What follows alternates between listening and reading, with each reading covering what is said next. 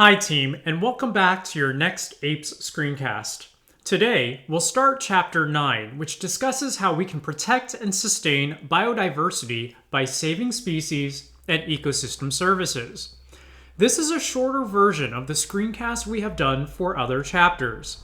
We will not cover the chapter section by section, and instead, we'll condense the chapter into what we'll need for the APES exam. Extinction is a natural event, and at times the rates of extinction can increase sharply. Biological extinction refers to the situation where no member of a species is left alive. We have several examples of biological extinction in modern human times.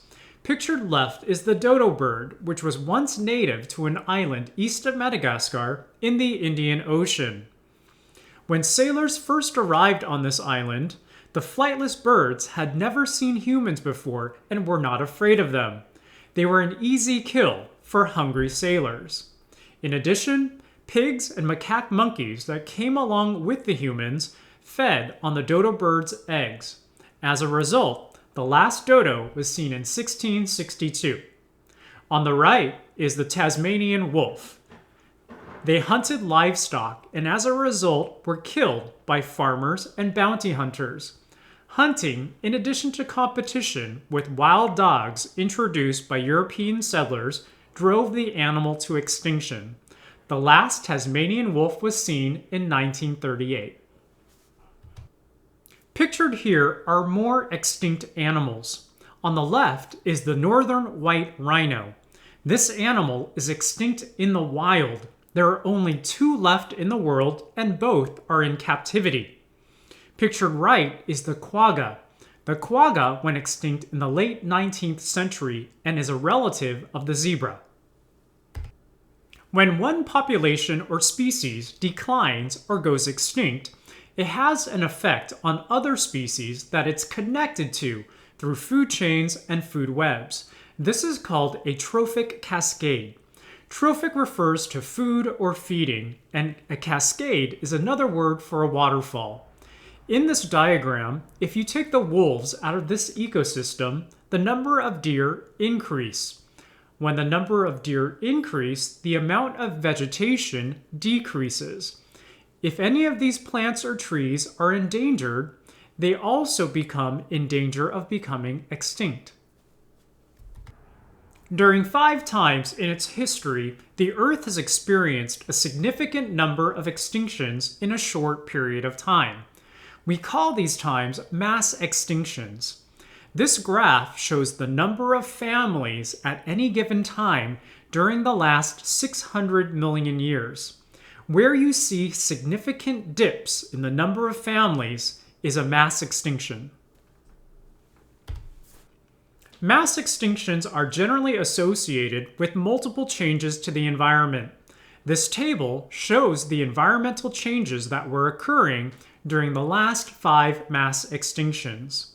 This is why we're concerned that we're in the midst of a 6th mass extinction. We are changing the environment, especially through the burning of fossil fuels. As I mentioned before, extinction occurs naturally. It occurs at a background extinction rate of 1 species per year per million species. We currently estimate that there are 8.7 million species. Therefore, we'd expect that 8.7 species go extinct per year. But according to most research, the current extinction rate is at least 100 times higher than that. And that's why environmental scientists around the world are concerned. We can begin to sustain biodiversity by identifying and protecting biodiversity hotspots. Biodiversity hotspots are areas around the world that are significant reservoirs of threatened biodiversity. Environmental scientists have identified 36 biodiversity hotspots that contain nearly 60% of plant and animal species. If we can't protect these biodiversity hotspots, the extinction rates in these places are projected to be much higher than average. This is a map of biodiversity hotspots around the world. We're actually in a biodiversity hotspot here in California. When a species is so few in number it could soon become extinct, we call the species endangered. When a species is in decline but still has enough members to survive, we call the species vulnerable. The International Union for the Conservation of Nature created categories so we could understand how close a species is to extinction. These categories range from least concern to not threatened to vulnerable to endangered to critically endangered to extinct in the wild to extinct. When protecting species from extinction, we're especially concerned with endemic species. An endemic species is one that's found in one place and nowhere else.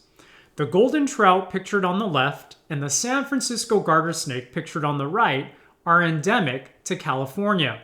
If they disappear here, they can't be found anywhere else and therefore will be extinct.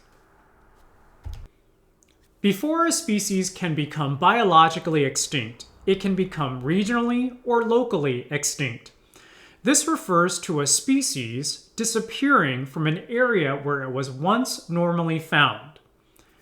Species can also become functionally extinct. This occurs when their numbers have diminished so much that they can no longer serve a functional role in their ecosystems. The animals on the bottom have all experienced regional or functional extinction.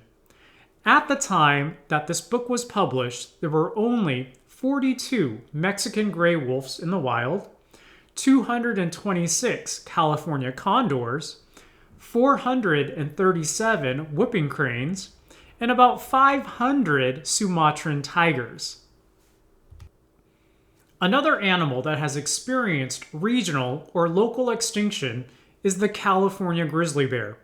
The California grizzly bear is pictured on the state flag of California, but the last California grizzly bear was hunted in Fresno, California in 1922. It was last seen in 1924 in Sequoia National Forest. Plants and animals around the world are threatened and endangered. It's estimated that 41% of amphibians, 30% of conifers or pine trees, 25% of mammals, and 13% of birds are threatened or endangered.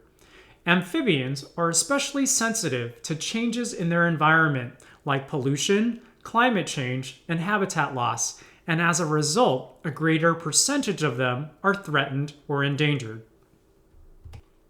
This infographic summarizes characteristics that species might have that would make them more susceptible to becoming threatened or endangered. They include things like having a low reproductive rate, a narrow distribution, being rare in general, and having a large territory. These characteristics make it hard to respond to environmental changes.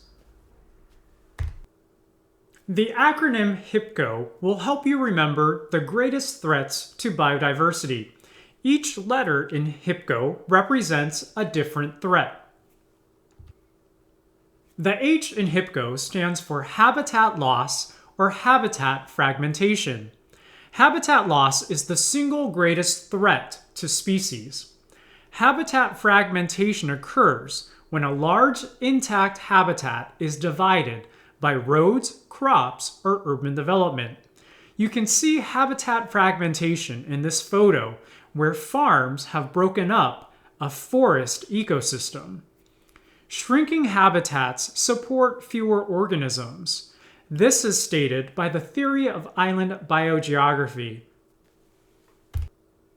When there is habitat loss or habitat fragmentation, specialist species are more greatly affected than generalist species. Generalist species can modify their diet or behavior to adapt to the changes. We also have to think about the edge effect when there is habitat loss or habitat fragmentation. The edge effect says that the edges of a habitat are less stable than the interior of a habitat. The edges of a habitat cannot support as much biodiversity as the interior. On the top here is an artist's rendition of Manhattan Island before human civilization. On the bottom is a photo of modern-day New York City.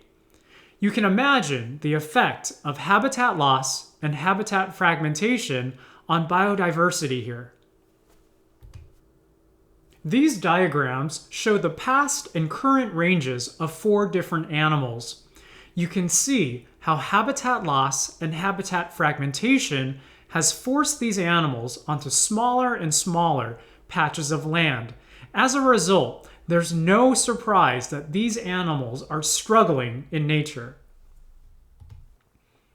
The I in HIPCO stands for invasive species. Invasive species are non-native species that can interfere with or crowd out native species. They do so well in these new locations because their natural predators, competitors, parasites, and pathogens are absent. One good example is the Asian carp. The Asian carp was introduced to the United States to help clean agricultural ponds. They quickly escaped and spread to US waterways where they've reproduced like crazy. Invasive species are often generalist species that can feed on a lot of different things and tolerate a lot of different living conditions.